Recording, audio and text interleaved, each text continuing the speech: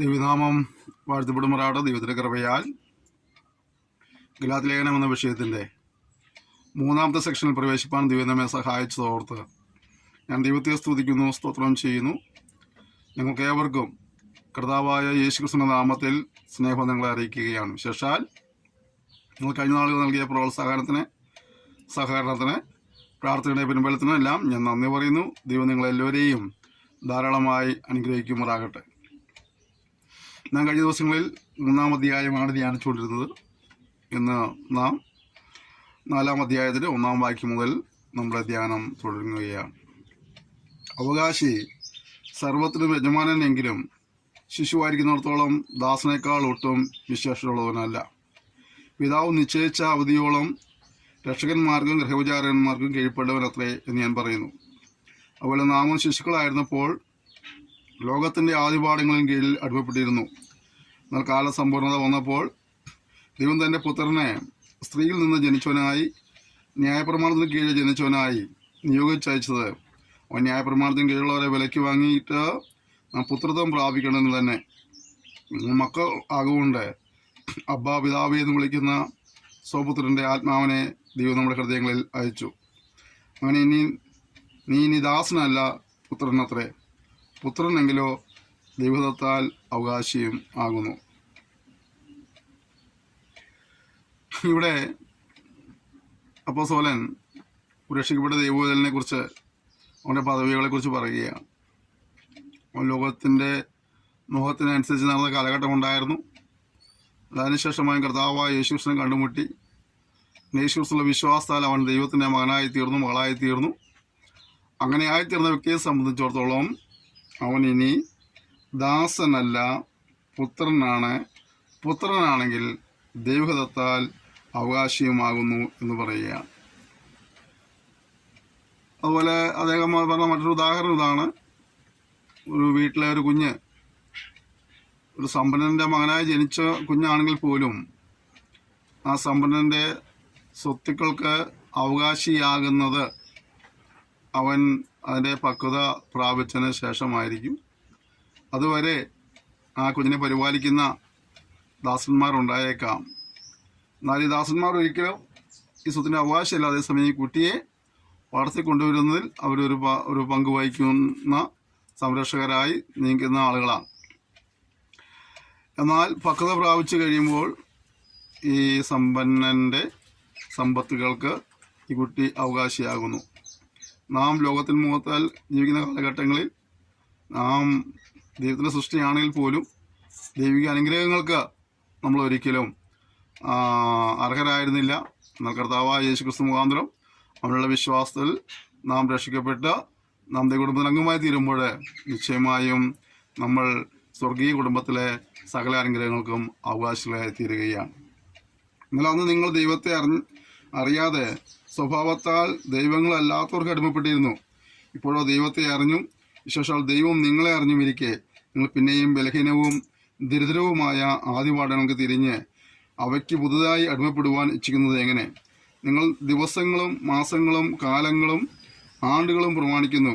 ഞാൻ നിങ്ങൾക്ക് വേണ്ടി അധ്വാനിച്ചത് വെറുതെയായി എന്ന് ഞാൻ ഭയപ്പെടുന്നു. ഇവിടെ അറിയായ്മയുടെ കാര്യങ്ങളെ അവർ ചെയ്ത തെറ്റുകളോ അല്ലെങ്കിൽ യഥാർത്ഥത്തിൽ സത്യദൈവത്തെ അറിയാതെ മറ്റു ദൈവങ്ങളെ സേവിച്ചതോ ഒക്കെ അത് മനസ്സിലാക്കാൻ കഴിയും. എന്നാലേ സുവിശേഷം കേട്ട് മാനസാന്തരപ്പെട്ട് രക്ഷയിലേക്ക് വന്നതിന് ശേഷമായിട്ട് വീണ്ടും മറ്റു തരത്തിലുള്ള വിശ്വാസങ്ങളിലേക്ക്, ലോകപ്രകാരമുള്ള ജീവിത രീതികളിലേക്ക്, ദൈവനം വിട്ടുള്ളതായ കാര്യങ്ങളൊക്കെ ഇടപെടുന്നത് എന്താണെന്ന് ചോദിച്ചാണ് അവരെ ശാസിക്കുന്നത്. അവരുടെ ജീവിതത്തിൽ അവർ പണ്ട് ജീവിച്ചിരുന്നതായ ഈ ലോകത്തിന് അനുഭവമായ ജീവിതത്തിലേക്ക് അവർ കർത്താവായ യേശുക്രിസ്തുവിനെ കണ്ടുമുട്ടിയതിന് ശേഷവും തിരിഞ്ഞുപോയി എന്നുള്ളതാണ് പൗലോസിനെ അവരെ ദുഃഖിക്കാനും അവരെ ശാസിക്കാനും അത് കാരണമായി തീരുന്നത്. നമ്മുടെ ജീവിതത്തിലും ഏറ്റവും സൂക്ഷിക്കേണ്ടതായ ഒരു വലിയ കാര്യം അതാണ്. നമ്മൾ ദൈവത്തെ അറിഞ്ഞിരിക്കുന്നത് മാത്രമല്ല, ദൈവം നമ്മെ അറിഞ്ഞിരിക്കുകയാണ്. ആ ഒരു ബോധ്യം നമുക്ക് എപ്പോഴും വേണം. ഞാൻ അവിടെ ഒരു കാര്യം പറയാൻ ആഗ്രഹിക്കുന്നത്, നാം ദൈവത്തെ അറിഞ്ഞു, നല്ല കാര്യമാണ്. ദൈവം നമ്മെ അറിഞ്ഞിരിക്കുന്നു പറയുമ്പോഴോ നമുക്ക് കുറച്ചും കൂടെ പ്രതീക്ഷയുള്ള ഒരു വലിയ കാര്യമാണ്. അതാണ് നമ്മളെ അറിയുക എന്ന് പറയുമ്പോൾ നമ്മുടെ അവസ്ഥകളെ അവൻ അറിയുന്നു, നമ്മുടെ രോഗങ്ങളെ അവൻ അറിയുന്നു, നമ്മുടെ സാമ്പത്തിക ബുദ്ധിമുട്ട് അവൻ അറിയുന്നു, നമ്മുടെ ക്ഷീണങ്ങൾ അറിയുന്നു, നമ്മുടെ കുതിപ്പും കിതപ്പും അറിയുന്നു, അല്ലേ? അപ്പോൾ നമ്മെ നന്നായി അറിയുന്ന ഒരു ദൈവത്തെ നമ്മൾ സേവിക്കുന്നത്, നമ്മുടെ അവസ്ഥകളെ അറിയുന്ന, നമ്മുടെ സങ്കടങ്ങളെ അറിയുന്ന, നമ്മുടെ വിജയങ്ങളെയും പരാജയങ്ങളെയും അറിയുന്ന, നമ്മുടെ കഷ്ടങ്ങളെയും നഷ്ടങ്ങളെയും അറിയുന്ന, നമ്മുടെ നേട്ടങ്ങളെയും കോട്ടങ്ങളെയും അറിയുന്ന ദൈവത്തെ നമ്മൾ സേവിക്കുന്നത്. അപ്പോൾ ദൈവം നമ്മെ അറിയുക എന്ന് പറയുമ്പോൾ മനസ്സിലാക്കേണ്ട, മനുഷ്യൻ നമ്മെ അറിഞ്ഞില്ലെങ്കിലും മനസ്സിലാക്കിയില്ലെങ്കിലും ദൈവം നമ്മെ അറിയും എന്നുള്ള വിശ്വാസം, ആ ഒരു പ്രതീക്ഷ, ആ ഒരു പ്രത്യാശ മുന്നോട്ട് പോകാൻ നയിക്കുന്ന ഒരു പ്രേരക ഘടകമാണ്. 12 സഹോദരന്മാരെ, ഞങ്ങൾ നിങ്ങളെപ്പോലെ ആകിയാൽ നിങ്ങളും എന്നെ പോലെ ആകുവാൻ ഞാൻ നിങ്ങളോട് അപേക്ഷിക്കുന്നു. നിങ്ങൾ എന്നോട് അന്യായം ചെയ്തിട്ടില്ല.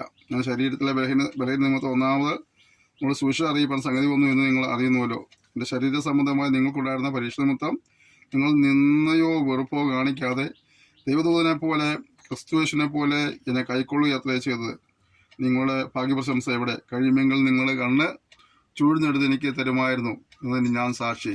അങ്ങനെ ഇരിക്കെ നിങ്ങൾ സത്യം പറയുകൊണ്ട് ഞാൻ നിങ്ങൾക്ക് ശത്രുവായി പോയോ?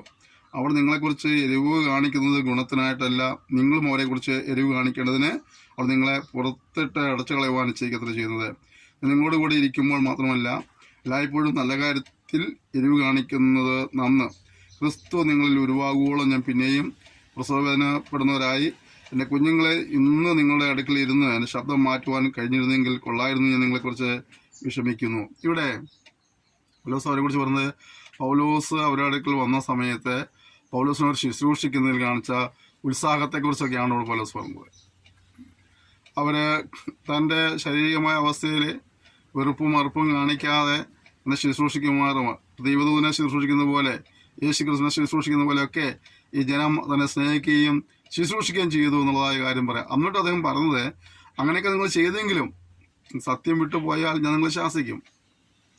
അങ്ങനെ സത്യം വിട്ടുപോയ കാര്യം നിങ്ങൾ അങ്ങനെ ശാസിക്കുമ്പോൾ, ഞാൻ ഉള്ള കാര്യം പറയുമ്പോൾ നിങ്ങൾ എനിക്ക് ശത്രുക്കളെ തീരരുത്.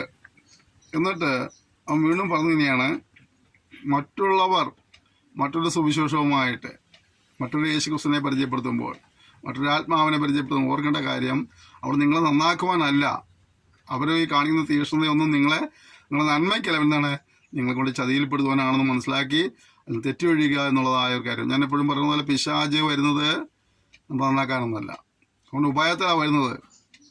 അവൻ പറയുന്ന വാഗ്ദാനങ്ങളെല്ലാം കേട്ട് കഴിഞ്ഞാൽ നമുക്ക് ഗുണകരമെന്ന് തോന്നും, പക്ഷേ പലപ്പോഴും നമുക്കത്, പലപ്പോഴുമല്ല, പിശാചിൻ്റെ ഇടപെടലിൽ തന്ത്രങ്ങൾ കുടുങ്ങിപ്പോയാൽ എപ്പോഴും നമുക്ക് ദോഷമായി തീരുകയാണ്.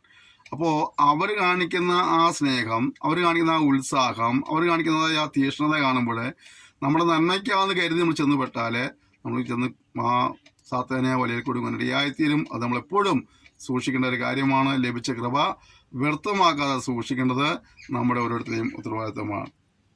അവിടുത്തെ പൗലോസ് മറ്റൊരു കാര്യമുണ്ട്, ക്രിസ്തു നിങ്ങളിൽ ഉരുവാകുവോളം ഞാൻ പിന്നെയും പ്രസവവേദനപ്പെടുന്നവരായ എൻ്റെ കുഞ്ഞുങ്ങളെ. അപ്പോൾ ക്രിസ്തു നമ്മിൽ ഉരുവാകുക എന്നുള്ളതാണ്. ഒരു ചിന്തകൻ പറഞ്ഞിട്ടുണ്ട്, ബേത്ലഹേമിൽ യേശു 1000 പ്രാവശ്യം ജനിച്ചാലും, കൽവരിയിൽ യേശു 1000 പ്രാവശ്യം മരിച്ചാലും നമ്മിൽ യേശു ഉരുവാകുന്നില്ല എങ്കിൽ ആ ജനനവും മരണവും നമുക്ക് ഉപകാരപ്പെടുകയില്ല എന്നാണ്. ഇവിടെ യേശു നമ്മിൽ ഉരുവാകുക എന്നുള്ളത് യേശു നമ്മിൽ ജനിക്കുകയാണ്, അല്ലേ? എങ്ങനെയാണ്? സുവിശേഷം കേൾക്കുമ്പോൾ നമ്മളൊരു മാനസാന്തരമുണ്ടായി നാം ദൈവത്തെ ഭയപ്പെട്ടും അനുസരിച്ചും ജീവിക്കുവാൻ തീരുമാനമെടുത്ത് അങ്ങനെ ആ വീണ്ടുജനം നമ്മൾ സംഭവിക്കുന്നു. ആ പുതുജനം സംഭവിച്ച് നാം ക്രിസ്തുവിൽ ദിനംതോറും വളരുവാനിടയായി തീരണം. ദൈവത്തിന്റെ ധ്യാനത്തിലൂടെ, വചനത്തിലെ അനുസരണത്തിലൂടെ, നാം വിശുദ്ധിയിലൂടെ വേർപാടിൽ നിരന്തോറും ക്രിസ്തുവിൽ വളർന്ന് അങ്ങനെ ക്രിസ്തുവിൽ മരിക്കുന്ന ഒരു അനുഭവത്തിലേക്ക് വരണം നമ്മൾ. അപ്പോൾ അതുകൊണ്ട് ക്രിസ്തു നമ്മിൽ ജനിക്കുക എന്നുള്ളതും ക്രിസ്തു നമ്മിൽ വളരുക എന്നുള്ളതും നാം ക്രിസ്തുവിൽ വളരുക എന്നുള്ളതും നാം ക്രിസ്തുവിൽ ജീവിച്ച് നാം ക്രിസ്തുവിൽ മരിക്കുക എന്നുള്ളതും നമ്മുടെ ഉത്തരവാദിത്തമാണ്. അത് സംഭവിച്ചെങ്കിൽ മാത്രമാണ് ക്രിസ്തീയ ജീവിതത്തിൻ്റെ പൂർണ്ണതയിലേക്ക് നമുക്ക് എത്തുവാൻ കഴിയുകയുള്ളൂ. ക്രിസ്തുവിനെ കുറിച്ച് ബാഹ്യമായ അറിവുകൾ നമുക്ക് ഒരുപാടുണ്ടായിരിക്കാം, അതിനെക്കുറിച്ച് നമ്മൾ ഒരുപാട് കാര്യങ്ങൾ പഠിച്ചിട്ടുണ്ടായിരിക്കാം, അവൻ്റെ പ്രവൃത്തികളെ കണ്ടുകൊണ്ട്, നല്ല പ്രവൃത്തികളെ കണ്ടുകൊണ്ട് നമുക്ക് ഒരുപാട് പൊഴുത്തിയിട്ടുണ്ടായിരിക്കാം, സ്തുതിച്ചിട്ടുണ്ടായിരിക്കാം. പക്ഷേ അവൻ നമ്മിൽ ഉരുവാകുക എന്നുള്ളതാണ് ഏറ്റവും പ്രധാനപ്പെട്ട കാര്യം. അതിനാണ് നമ്മൾ കൂടുതൽ ശ്രദ്ധ കൊടുക്കേണ്ടത്. അടുത്തത്, ന്യായപ്രമാണത്തിന് കീഴിരിപ്പാൻ ഇച്ഛിക്കുന്നവരെ, നിങ്ങൾ ന്യായപ്രമാണം കേൾക്കുന്നില്ലയോ? എന്നോട് പറവീൻ, അബ്രാഹാമിന് 2 പുത്രന്മാരുണ്ടായിരുന്നു, ഒരുവൻ ദാസി പ്രസവിച്ചവൻ, ഒരുവൻ സ്വതന്ത്ര പ്രസവിച്ചവൻ എന്ന് എഴുതിയിരിക്കുന്നുവല്ലോ. ദാസിയുടെ മകൻ ജഡപ്രകാരവും സ്വതന്ത്രയുടെ മകനോ വാഗ്ദത്താലും ജനിച്ചിരിക്കുന്നു. ഇത് സദൃശ്യമാകുന്നു. ഈ സ്ത്രീകൾ 2 നിയമങ്ങൾ അത്രേ. ഒന്ന് സിനേമലയിൽ നിന്നുണ്ടായി അടിമകളെ പ്രസവിക്കുന്നു. ഇത് ഹാഗർ എന്നത് അറബി ദേശത്തെ സിനായ് മലയെ കുറിക്കുന്നു. ഇത് ഇപ്പോഴത്തെ യെരുശലേമിനോട് ഒക്കുന്നു. അത് തന്റെ മക്കളോട് കൂടെ അടിമയിലല്ലോ ഇരിക്കുന്നത്. മീതിയുള്ള യെരുശലേമോ സ്വതന്ത്രയാകുന്നു. അവൾ തന്നെ നമ്മുടെ അമ്മ. സ്വയിക്കാത്ത മച്ചിയെ ആനന്ദിക്കുക, നോവ് കിട്ടാത്തവളെ പൊട്ടിയാർക്കുക. ഏകാഗിനിയുടെ മക്കൾ ഭർത്താവുള്ള മക്കളെക്കാൾ അധികം എന്നെഴുതിയിരിക്കുന്നല്ലോ. നാമോ സഹോദരന്മാരെ, ഇസ്ഹാക്കിനെ പല വാഗ്ദത്താൽ ജനിച്ച മക്കളാകുന്നു. എന്നാൽ അന്ന് ജഡപ്രകാരം ജനിച്ചവൻ അന്നപ്രകാരം ജനിച്ചവനെ ഉപദ്രവിച്ച പോലെ ഇന്നും കാണുന്നു. തിരുവെഴുത്തോ എന്തു പറയുന്നു? ദാസിയെയും മകനെയും പുറത്താക്കി കളക. ദാസിയുടെ മകൻ സ്വതന്ത്രയുടെ മകനോട് കൂടെ അവകാശിയാകുകയില്ല. അങ്ങനെ സഹോദരന്മാരെ, നാം ദാസിയുടെ മക്കളല്ല, സ്വതന്ത്രയുടെ മക്കളത്രേ. അബ്രഹാമിന്റെ 2 മക്കളുടെ കാര്യം പറഞ്ഞുകൊണ്ടാണ് ന്യായപ്രമാണത്തിലും ക്രിസ്തുയേശു മുഖാന്തരമുള്ള നീതീകരണത്തിലും ഉള്ള വ്യത്യാസങ്ങൾ കാണിക്കുന്നത്. ഒരുവൻ അടിമയായി ദാസനായി നമ്മൾ നടത്തുമ്പോൾ മറ്റൊരുവൻ നമുക്ക് സ്വാതന്ത്ര്യം നൽകുകയാണ്. ന്യായപ്രമാണം ഇപ്പോൾ ന്യായപ്രമാണത്തിന് അടിമകളായി നിർത്തുമ്പോൾ കർത്താവായ യേശു നമുക്ക് എന്നെല്ലാം സ്വാതന്ത്ര്യം നൽകുകയാണ്. ഓർക്കേണ്ട കാര്യം, അബ്രഹാമിൻ്റെ 2 സന്തതികൾ സ്വതന്ത്രയുടെ മകനായും ദാസിയുടെ സന്തതിയായും അവിടെ ജനിച്ചു വളർന്നു വരുമ്പോൾ കാണുന്നത്, വാഗ്ദത്ത സന്തതിയെ ഈ ദാസിയുടെ സന്തതി പലപ്പോഴും ഉപദ്രവിച്ചിരുന്നു. നമുക്കറിയാം, നമ്മൾ ഒരു പഴയ മനുഷ്യനുണ്ട്, രക്ഷിക്കപ്പെടുമ്പോൾ നമ്മളൊരു പുതിയ മനുഷ്യനുണ്ട്. ഈ പുതിയ മനുഷ്യൻ ശിശുവായിരിക്കും, അല്ലെ ആത്മീയത്തിൽ ശിശുവായിരിക്കും, വളർന്നു വരുന്നതേ ഉള്ളൂ. ഈ ആത്മീയ മനുഷ്യൻ പക്വത പ്രാപിക്കുന്നവരുടെ കാലഘട്ടത്തിൽ ഈ പഴയ മനുഷ്യൻ എപ്പോഴും ഈ ആത്മീയ മനുഷ്യനെ ഒതുക്കുവാനായിട്ട്, കൊല്ലുവാനായിട്ട്, നശിപ്പിക്കാനായിട്ട് ശ്രമിച്ചുകൊണ്ടേയിരിക്കും. ആത്മീയമായ നമ്മളും പ്രാപിക്കുന്നതിനനുസരിച്ച് ശക്തി പ്രാപിച്ച് നാം പഴയ മനുഷ്യനെ പൂർണ്ണമായും ജയിക്കാനിടയായിത്തീരും, അല്ലേ? അപ്പോൾ ഈ പോരാട്ടം നമ്മൾ നടക്കുന്നുണ്ട്. നന്മയുടെയും തിന്മയുടെയും ഒരു പോരാട്ടം രക്ഷിക്കപ്പെട്ട ദൈവത്തിൻ്റെ ഉള്ളിലും നടക്കുന്നുണ്ട്. അവിടെ നമ്മൾ തിരിച്ചറിയേണ്ട കാര്യം, നാം എന്ത് ചെയ്യണം? നമ്മളെ രക്ഷിതത്തിൽ തെറ്റിക്കുന്നതായ, ദൈവകൃപയിൽ നിന്ന് അന്യപ്പെടുത്തി കൊണ്ടുപോകുന്നതായ, ദൈവിക വാഗ്ദത്തങ്ങൾ അന്യരാക്കുന്ന ആ തരത്തിലുള്ള പ്രവണതകളാകുന്ന ദാസിയുടെ പുത്രനെ നമ്മുടെ ജീവിതത്തിൽ നിന്ന് നമ്മൾ എന്ത് ചെയ്യണം? ഒഴിവാക്കുവാൻ ഇടയായിത്തീരണം. നമ്മളെ കൃപ നഷ്ടപ്പെടുത്തുന്ന, വിശുദ്ധി നഷ്ടപ്പെടുന്ന, വേർപാട് നഷ്ടപ്പെടുത്തുന്ന തീരുമാനങ്ങൾ, സമർപ്പണങ്ങൾ പുറകോട്ട് പിടിച്ച് വലിക്കുന്നതായ അങ്ങനെയുള്ള ഇടപാടുകളെല്ലാം നാം അവഗണിപ്പാനായിട്ട് ഉത്സാഹം ഉള്ളവർ ആയിരിക്കണം. എപ്പോഴും ഓർക്കേണ്ട കാര്യം എന്താണ്? സ്വതന്ത്രയുടെ മകനോടുകൂടെ ദാസിയുടെ മകൻ അവകാശമാകില്ല. നമ്മളാരാണ്? നാം ദാസിയുടെ മക്കളല്ല, സ്വാതന്ത്ര്യം പ്രാപിച്ചവരാണ്. ക്രിസ്തുയേശു മുഖാന്തരം നമ്മൾ സ്വാതന്ത്ര്യം പ്രാപിച്ചവരാണ്. ക്രിസ്തുയേശു മുഖാന്തരം നാം സ്വാതന്ത്ര്യം പ്രാപിച്ചതുകൊണ്ട് 5-ാം തീയതി പറഞ്ഞാലോ, സ്വാതന്ത്ര്യത്തിനായിട്ട് ക്രിസ്തു നമ്മെ സ്വതന്ത്രരാക്കി. ആകയാൽ അതിൽ ഉറച്ചു നിൽപ്പീൻ, അടിമമുഖത്തിൽ പിന്നെയും കുടുങ്ങിപ്പോകരുത്. ഒരു വലിയ ഉത്തരവാദിത്വം നൽകുകയാണ്. യേശുക്രിസ്തു മുഖാന്തരം നമ്മൾ സ്വാതന്ത്ര്യം പ്രാപിച്ചെന്ന് പറയുമ്പോൾ തന്നെ ആ സ്വാതന്ത്ര്യത്തിൽ ഉറച്ചു നിൽക്കണം. വീണ്ടും നമ്മൾ എവിടേക്ക് പോകരുത്? പഴയ പ്രമാണങ്ങളിലേക്ക്, പഴയ പ്രവർത്തനങ്ങളിലേക്ക്, പഴയ സംസാരങ്ങളിലേക്ക്, പഴയ ആരാധനക്രമങ്ങളിലേക്ക് ഒന്നും തിരിച്ചു പോകരുത്. നമ്മൾ എവിടെയായിരിക്കണം? സ്വാതന്ത്ര്യം പ്രാപിച്ച ക്രിസ്തുവിൽ ഉറച്ചു നിന്നുകൊണ്ട്, ക്രിസ്തു കാണിച്ചെന്ന മാതൃക പ്രകാരം അവൻ്റെ കൽപ്പനകളെ അനുസരിച്ചുകൊണ്ട് നമ്മൾ തന്നെ സൂക്ഷിച്ച് ജീവിക്കണമെന്നാണ് അവർ നമ്മെ പഠിപ്പിക്കുന്നത്. ഒരിക്കൽ സുശീലം കേട്ടൊരു മാനസാന്തരമൊക്കെ ഉണ്ടായി, ഒരു അനുതാപ ഏറ്റുപറച്ചിലുണ്ടായി. പിന്നീട് പഴയ കാര്യങ്ങൾ തന്നെ ഫോളോ ചെയ്ത് പോവുകയാണെങ്കിൽ ആ മുഴുത്ത മാനസാന്തരം അല്ലെങ്കിൽ മുടിഞ്ഞ മാനസാന്തരം 3 മാസത്തേക്ക് എന്ന് പറഞ്ഞുള്ള അനുഭവമാണ്, അല്ലേ? അതല്ല, തെറ്റുകളെ മനസ്സിലാക്കി തിരുത്തുവാനായിട്ട് ഒരു അനുതാപവും ഏറ്റുപറച്ചിലൊക്കെ ഉണ്ടായിട്ടുണ്ടെങ്കിൽ പിന്നെ പഴയതിലേക്ക് പോകാനായിട്ട് ഇടവരരുത്. പലപ്പോഴും പലരും ചെയ്യുന്നത് എന്താണ്? കുറച്ച് കഴിയുമ്പോഴൊക്കെ ആ തീരുമാനമൊക്കെ എടുക്കും. എവിടെയെങ്കിലും കൺവെൻഷന് പോയി ദൈവവചനം കേൾക്കുന്നു. അങ്ങനെ ചിലപ്പോൾ ടി വിയിലിരുന്നായിരിക്കും കേൾക്കുന്നത്, ചിലപ്പോൾ യൂട്യൂബിലൂടെ ആയിരിക്കാം, ചിലപ്പോൾ കൺവെൻഷൻ നേരിട്ട് പോകുമ്പോഴായിരിക്കാം. ഇങ്ങനെയൊക്കെ ഒരു മെസ്സേജ് കേട്ടു, ഒരാൾ വീട്ടിൽ വന്ന് സംസാരിച്ചപ്പോഴായിരിക്കാം നല്ലതാന്ന് തോന്നി, തീരുമാനമൊക്കെ എടുത്തു. പക്ഷേ ആ കുറച്ച് കഴിഞ്ഞപ്പോൾ പണ്ട് തന്നെ എന്തായാലും ചെയ്തുകൊണ്ടിരുന്നത് അതിനെ പിന്നെ ചെയ്യുന്നത്. പിന്നെ ആരാധനകൾക്ക് മാറ്റം വരുന്നില്ല, പ്രാർത്ഥനകൾക്ക് മാറ്റം വരുന്നില്ല, ജീവിത രീതികൾക്ക് മാറ്റം വരുന്നില്ല. അപ്പോൾ അതുകൊണ്ട് വലിയ ഉപകാരമൊന്നുമില്ല. വീണ്ടും നമ്മൾ എവിടേക്ക് പോവുകയാണ്? അടിമനുഭവത്തിൽ കുടുങ്ങിപ്പോവുകയാണ്. അങ്ങനെ അടിമനുഭവത്തിൽ വീണ്ടും കുടുങ്ങിപ്പോകുന്ന ഒരനുഭവം നമുക്ക് ഉണ്ടാകരുത് എന്നാണ് ദൈവത്തിൽ പരിശുദ്ധാത്മാവ് നമ്മെ ഇവിടെ ഓർമ്മിപ്പിക്കുന്നത്. നിങ്ങൾ പരിശോധനയേറ്റാൽ ക്രിസ്തുവിനെ കൊണ്ട് നിങ്ങൾക്ക് ഒരു പ്രയോജനമില്ല എന്ന് പൗലോസ് ഞാൻ നിങ്ങളോട് പറയുന്നു. പരിശോധന ഏൽക്കുന്ന ഏത് മനുഷ്യനോടും അവൻ ന്യായപ്രമാണം മുഴുവൻ നിവർത്തിപ്പാൻ കടംപെട്ടിരിക്കുന്നു എന്ന് ഞാൻ പിന്നെയും സാക്ഷീകരിക്കുന്നു. ന്യായപ്രമാണത്താൽ നീതിരിക്കപ്പെടുവാൻ ഇച്ഛിക്കുന്ന നിങ്ങൾ ക്രിസ്തുവിനോട് വേറുവിട്ടുപോയി, നിങ്ങൾ കൃപയിൽ നിന്ന് വീണുപോയി, ഞങ്ങളോ വിശ്വാസത്താൽ നീതി ലഭിക്കുമെന്നുള്ള പ്രത്യാശ നിവൃത്തിയെ ആത്മാവിനാൽ കാത്തിരിക്കുന്നു. ക്രിസ്തുയേശുവിൽ പരിശോധനയല്ല, അഗ്രചർമ്മവുമല്ല, സ്നേഹത്താൽ വ്യാപരിക്കുന്ന വിശ്വാസമത്രേ കാര്യം. നിങ്ങൾ നന്നായി ഓടിയിരുന്നു, സത്യം അനുസരിക്കാതിരിപ്പാൻ സത്യം അനുസരിക്കാതിരിപ്പാൻ നിങ്ങളെ അടുത്തു കളഞ്ഞു. ഇങ്ങനെ നിങ്ങളെ അനുസരിപ്പിച്ചത് നിങ്ങൾ വിളിച്ചവന്റെ പ്രവൃത്തിയല്ല. അസാരം പുളിമാവ് പിണ്ണത്തെ മുഴുവനും പുളിപ്പിക്കുന്നു. നിങ്ങൾ ഭിന്നാഭിപ്രായം ഉണ്ടാകുകയില്ല എന്ന് ഞാൻ കർത്താവിൽ ഉറച്ചിരിക്കുന്നു. എന്നാൽ നിങ്ങളെ കലക്കുന്നവൻ ആരായാലും ശിക്ഷാവിധി ചുമക്കും. ഞാനോ സഹോദരന്മാരെ ഇപ്പോഴും പരിശോധന പ്രസംഗിക്കുന്നു എന്ന് വരികിൽ ഇനിയും ഉപദ്രവം സഹിക്കുന്നത് എന്ത്? അങ്ങനെയെങ്കിൽ ക്രൂശിന്റെ ഇടർച്ച നീങ്ങിപ്പോയല്ലോ. നിങ്ങളെ കലഹിപ്പിക്കുന്നവർ അംഗച്ഛേദം കൊണ്ടാൽ കൊള്ളായിരുന്നു. ഇവിടെ ന്യായപ്രമാണവും കൂടെ അനുസരിച്ച് വേണം രക്ഷാപൂർത്തിയിലേക്ക് വരുവാണെന്നുള്ളതായ ഒരു പഠിപ്പീര്, ന്യായപ്രമാണത്തിൻ്റെതായുള്ള പരിശീലനം കേൾക്കണമെന്നൊക്കെ പറയുന്നതായ ആ കാര്യങ്ങളിൽ പൗലോസ് വളരെ വ്യക്തമായി പറഞ്ഞു. യേശുക്രിസ്തുവിലുള്ള നീതീകരണം വിശ്വാസാലാണ്. അതിന് ന്യായപ്രമാണത്തിൻ്റെ പ്രവൃത്തികൾ ആവശ്യമില്ല. ന്യായപ്രമാണത്തിലൂടെ നിങ്ങൾ രക്ഷപ്രാപിക്കാൻ പോകുമ്പോൾ നിങ്ങൾ യേശുക്രിസ്തുവിൽ നിന്ന്, അവൻ്റെ ഉപദേശങ്ങളിൽ നിന്ന്, അവൻ്റെ പ്രമാണത്തിൽ നിന്നൊക്കെ നിങ്ങൾ യേശുക്രിസ്തുവിലെ ബന്ധം നഷ്ടപ്പെട്ടു പോകുന്നു, അവൻ്റെ കൃപയിൽ നിങ്ങൾ വീണു പോകുന്നു എന്നുള്ളത് പറയുക. അത് ഞാൻ പറഞ്ഞത് പഴയ മനസാന്തരമൊക്കെ ഉണ്ടായി എന്ന് പറയുകയും അതേസമയം വീണ്ടും പഴയ കാര്യങ്ങളിലേക്ക് തിരിഞ്ഞു പോയിക്കൊണ്ടിരിക്കുകയാണ്. എൻ്റെ അർത്ഥം എന്താണ്? ഇവരിൽ പിൻമാറ്റം സംഭവിച്ചു, യഥാർത്ഥ മാനസാന്തരം സംഭവിച്ചിട്ടില്ല. യേശുവുമായിട്ട് ഒരു ബന്ധം വേർപെട്ടു പോയി എന്നുള്ളതാണ്. ദൈവകൃപയിൽ നിന്ന് അന്യപ്പെട്ടു പോയി എന്നുള്ളതാണ്. അതുകൊണ്ട് രക്ഷിക്കപ്പെട്ടു എന്ന് പറഞ്ഞ പ്രിയപ്പെട്ടവർ ശാന്തമായി ചിന്തിക്കേണ്ടത് ഞാൻ ഇപ്പോഴും ഇനി എവിടെ നിൽക്കുന്നു എന്നുള്ളതാണ്.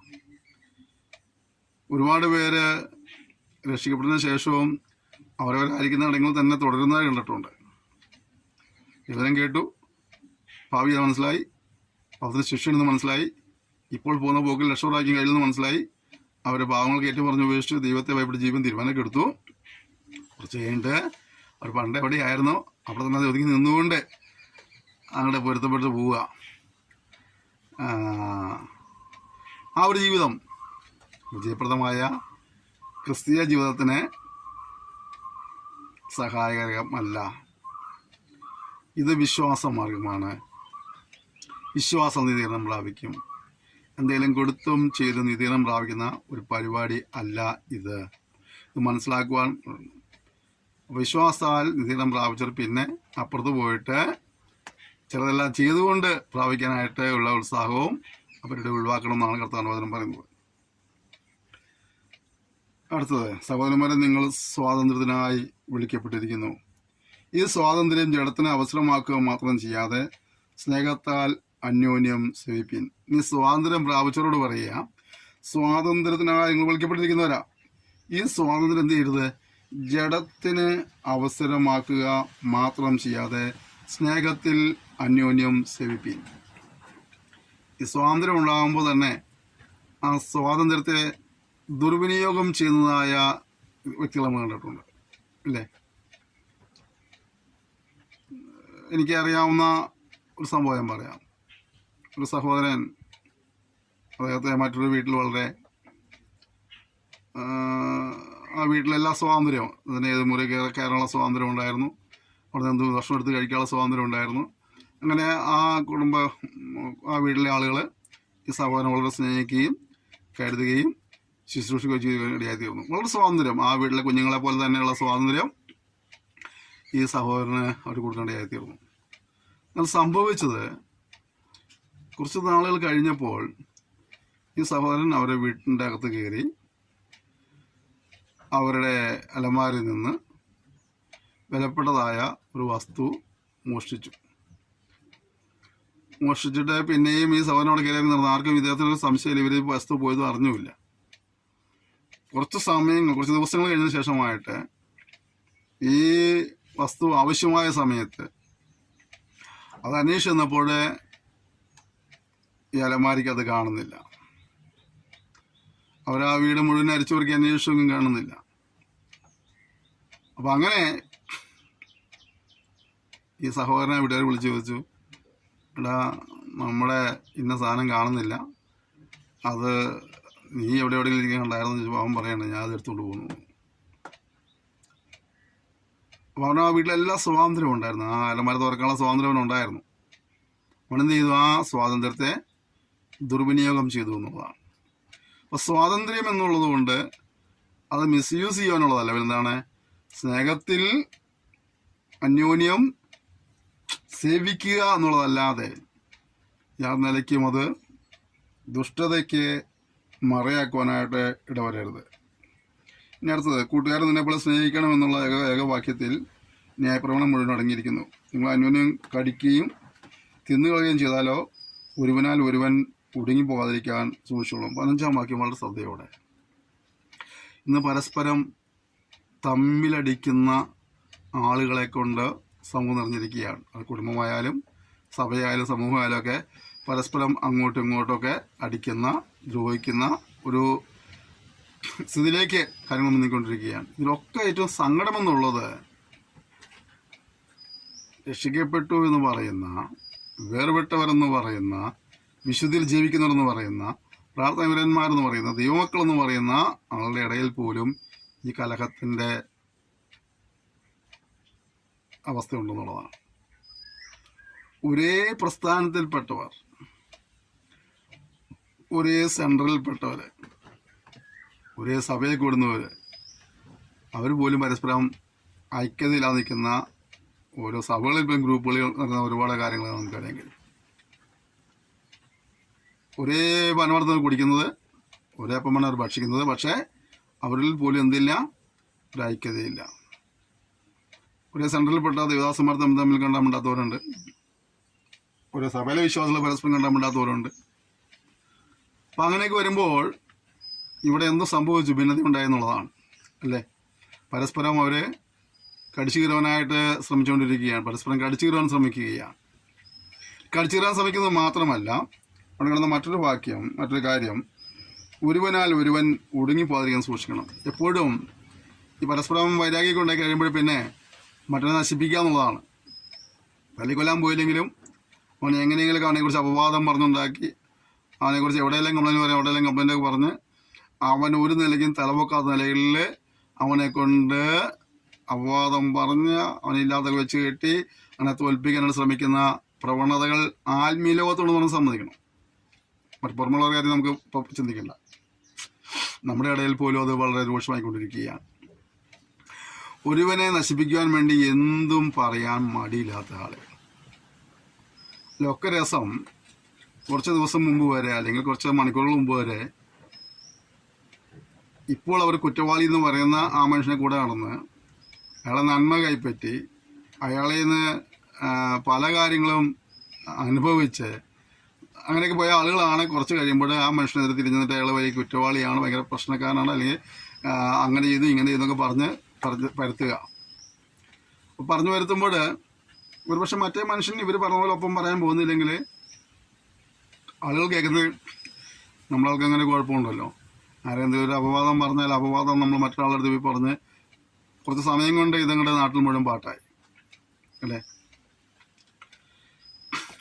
അപ്പോൾ നമ്മൾ വളർത്തിക്കൊണ്ടുവന്ന പലരും, നമ്മുടെ ഈ നന്മകൾ സ്വീകരിച്ച പലരും നമ്മെക്കുറിച്ച് ഇങ്ങനെ അപവാദങ്ങളെല്ലാം പറയുമ്പോൾ നമുക്ക് സങ്കടമൊക്കെ ഉണ്ടാവും.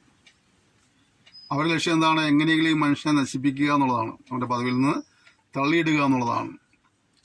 വചനം പറയുന്നത് ഒരുവനാൽ ഒരുവൻ ഒടുങ്ങി പോകാതിരിക്കാനുള്ള സൂക്ഷിക്കണം. ഇവിടെ നമ്മളായിട്ട് ഒരു വ്യക്തി ദൈവകൃപയിൽ അന്യപ്പെട്ടു പോകാനോ പ്രധാന വിലയിൽ നിന്ന് ഇറങ്ങി ഓടാനൊന്നും ഇടവരുത്തരുത്. എങ്ങനെയെങ്കിലും അവർക്ക് പ്രോത്സാഹനം കൊടുത്ത് അവർ വളർത്തിക്കൊണ്ടുവരിക എന്നുള്ളതാണ്. കഴിയുന്ന സഹായം ചെയ്ത് ഇന്നുമല്ലേ അവർക്ക് വേണ്ടി പ്രാർത്ഥിച്ച് ദൈവനം പറഞ്ഞു കൊടുത്ത് അവരൊക്കെ നിലനിർത്തുക എന്നുള്ളത്. ആരെങ്കിലും ഒരാളെ കുറിച്ച് അപവാദം പറയുമ്പോഴത്തേക്കും അതിൻ്റെ വാസ്തവങ്ങൾ അന്വേഷിക്കാതെ പോയിട്ട് അവനെക്കുറിച്ച് മോശമായി പറഞ്ഞ് അവസാനം അവനെ ഈ ഫീൽഡിൽ നിൽക്കാൻ പറ്റുന്ന നിലയ്ക്ക്, വിശ്വാസത്തിൽ നിൽക്കാൻ പറ്റുന്ന നിലയ്ക്കൊക്കെ അവനെ നശിപ്പിക്കാനായി ശ്രമിക്കരുത്. ഒന്നാമത് നമുക്കൊരാളോ നമ്മളടുത്തൊരു അപവാദം പറയുമ്പോൾ മനസ്സിലാക്കേണ്ട കാര്യം നിജസ്ഥിതി നമ്മളൊന്ന് അന്വേഷിച്ചറിയുക എന്നുള്ളതാണ്. അന്വേഷിച്ചറിയാൻ വേണ്ടി നമ്മൾ ആരെക്കുറിച്ചാണോ ഇതൊക്കെ പറയുന്നത് അയാളുമായി സംസാരിക്കുക. എന്താണ് സംഭവിച്ചത്? ഒരാളുടെ വാക്ക് കേട്ടുകൊണ്ട് മാത്രം നമ്മളൊരു കാര്യം തീരുമാനം എടുക്കാൻ പോകാതെ അയാളോട് സംസാരിക്കുക. അയാൾക്ക് എന്തെങ്കിലും പറയാനുണ്ടായിരിക്കും ഇങ്ങനെ സംഭവിച്ചതിനെക്കുറിച്ച്, അദ്ദേഹത്തിന് എന്തെങ്കിലും പറയാനുണ്ട്. അപ്പം അതുകൊണ്ട് നമ്മൾ മനസ്സിലാക്കണം. അത് അങ്ങനെ നമ്മൾ ആ കാര്യങ്ങൾ മനസ്സിലാക്കിയിട്ട് വേണം നമ്മൾ അവനെതിരെ ആക്ഷൻ എടുക്കാനൊക്കെ ആയിട്ട്.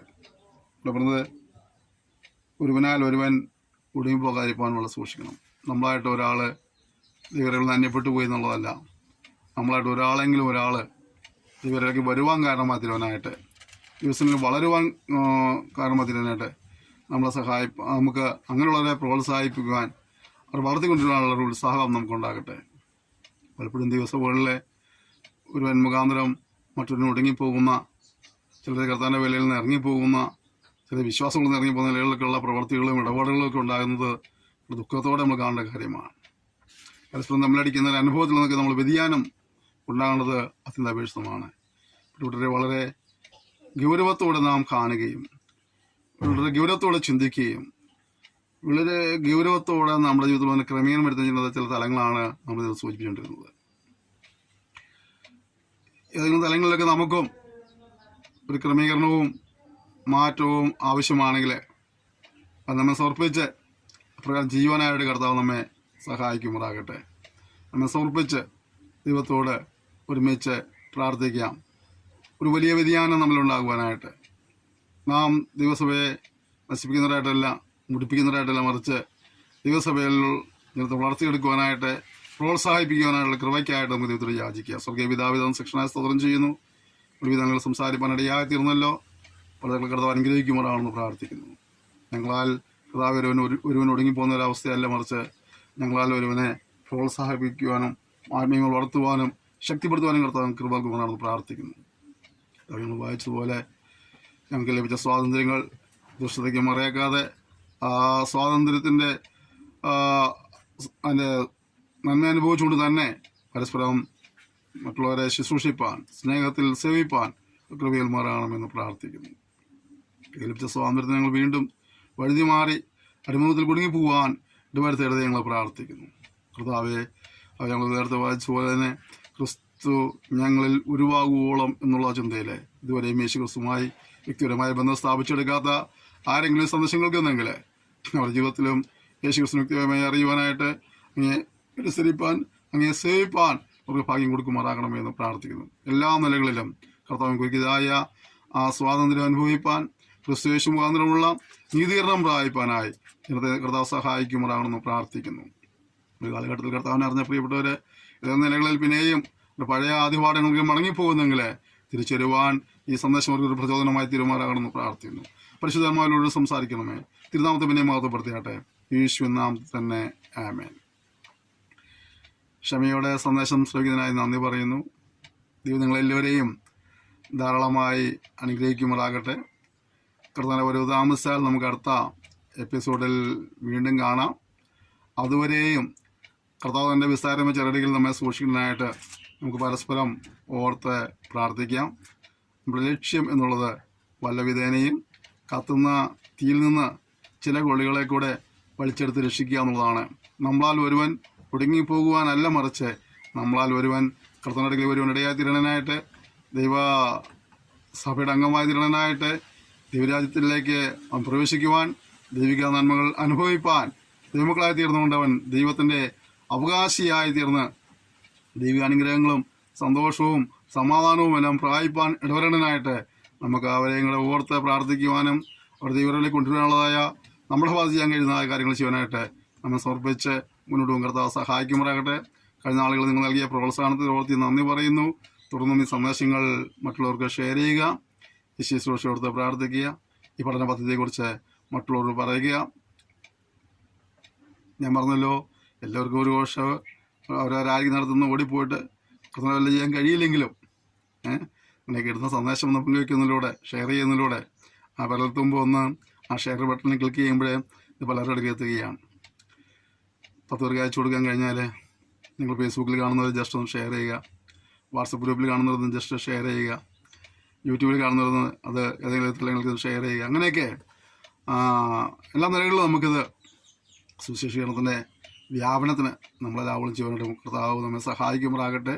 നമുക്ക് ലഭിച്ച ഈ സത്യം, നമുക്ക് ലഭിച്ച ഈ കൃപ, നമുക്ക് ലഭിച്ച സ്വാതന്ത്ര്യം, നമുക്ക് ലഭിച്ച ഈ അനുഗ്രഹങ്ങൾ, ഈ അവകാശങ്ങൾ മറ്റുള്ളവർക്കും അത് ലഭിക്കുന്ന രീതിയിൽ നമുക്ക് ചെയ്യാൻ കഴിയുന്നത് ഈ സന്ദേശം പ്രചരിപ്പിക്കുക എന്നുള്ളതാണ്. അത് നിങ്ങൾക്ക് എല്ലാവർക്കും ഒരുപക്ഷെ ഇതുപോലെ സമയം കണ്ടെത്തി പ്രസംഗിക്കാൻ അവസരം കിട്ടിയെന്ന് വരികയില്ല, സാവകാശം ഉണ്ടായെന്ന് വരികയില്ല. എന്നാൽ നിങ്ങളുടെയൊക്കെ കിട്ടിയ സന്ദേശം ജസ്റ്റ് ഷെയർ ബട്ടൺ ക്ലിക്ക് ചെയ്യുന്നതിലൂടെ നിങ്ങളിലൂടെ പലരും ഇത് അറിയാനിടയായിത്തീരും. അങ്ങനെ നമുക്ക് നമ്മുടെ സുവിശേഷത്തിൻ്റെ സാക്ഷികൾ ദിനകർത്താവ് സഹായിക്കട്ടെ.